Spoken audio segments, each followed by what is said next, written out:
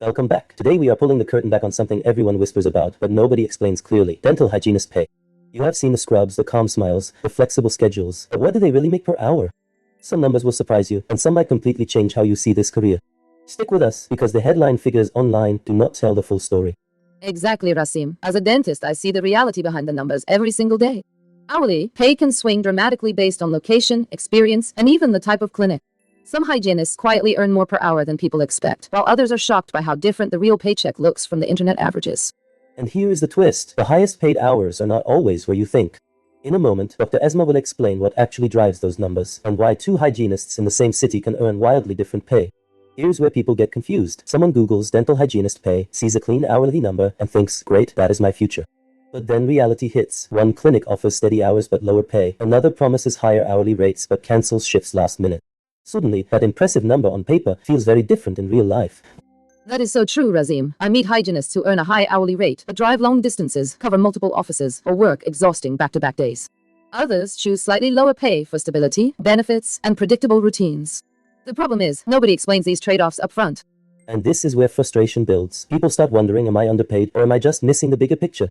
Dr. Esma, in the next part, let us break down what actually moves the pay needle.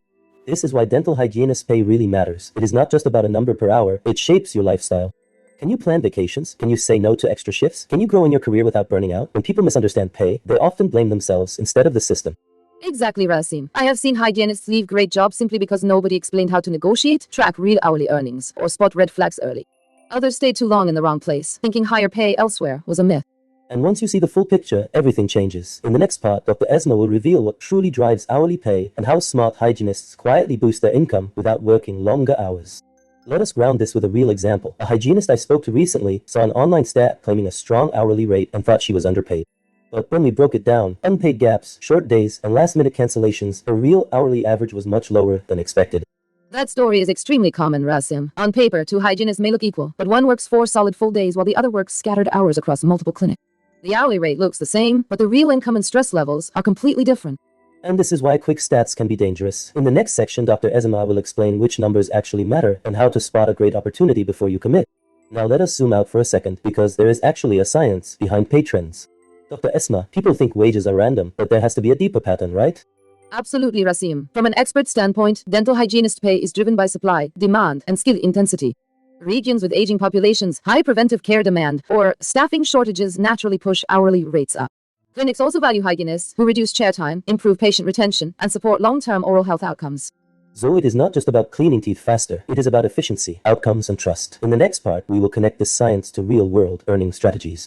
Alright, let us make this practical. If someone watching wants to improve their real hourly pay, not just chase a headline number, where do they start, Dr. Esma? First, track everything, Rasim. Actual hours worked, cancellations, unpaid gaps, and commute time. Second, calculate your true hourly average over a full month, not a single shift. Third, compare that number to clinics offering stable schedules, not just higher advertised rates.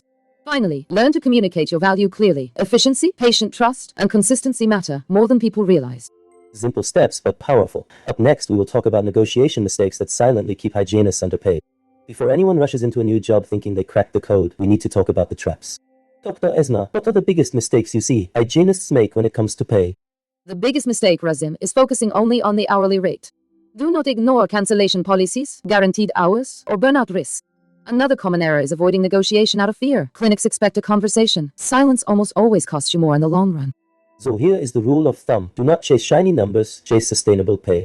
In the final part, we will wrap everything together and give you a clear takeaway you can act on.